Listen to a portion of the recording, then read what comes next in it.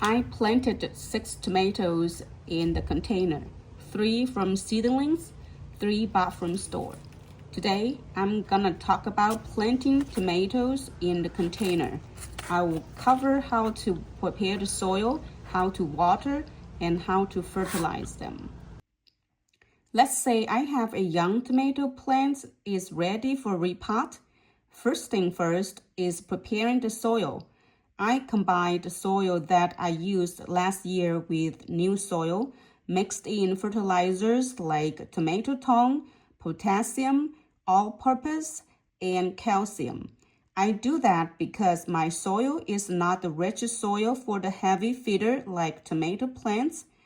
After that, I will directly plant the tomato into the container. Now come to the second part, watering. After repotting, the first time I will hydrate the soil completely. In a few days, water starts to evaporate.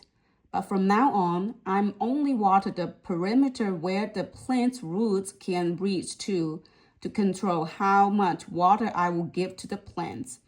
For example, when the plant this young, the roots only can reach this far. So I only water this perimeter, and when the plant's getting this big already, the roots will reach to the edge of the container. So I normally dig a trench and water around there. Doing this, avoid water the whole pot and the soil become lack of oxygen, then cause the roots problem. However, when there are a lot of flowers and small tomatoes are forming, I will start to water them more often. It can be every 2 or 3 days, depending on the weather. At this stage, the tomato fruits need more water to develop in size. Moving on to next. When tomatoes start showing color, I'll cut down the water again so the flavor and aroma can develop in the tomato fruits. Lastly is fertilizing the plant. I do not fertilize them until the flower buds shows because I prep the soil from the beginning. Once the flower merged, I start adding tomato tongue, potassium, and calcium 1 to 3 times per month to help grow more flowers and preventing blossom and rot. One more thing I want to add is about the pruning. I do not prune the suckers in the beginning. As you can see, I let a lot of suckers grow into main branch because extra branch help balance out extra water and fertilizers.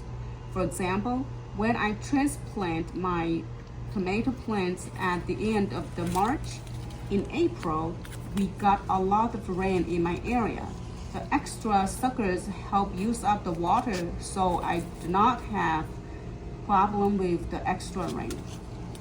But of course, I will prune off all new suckers to save energies for the plant to focus on fruiting.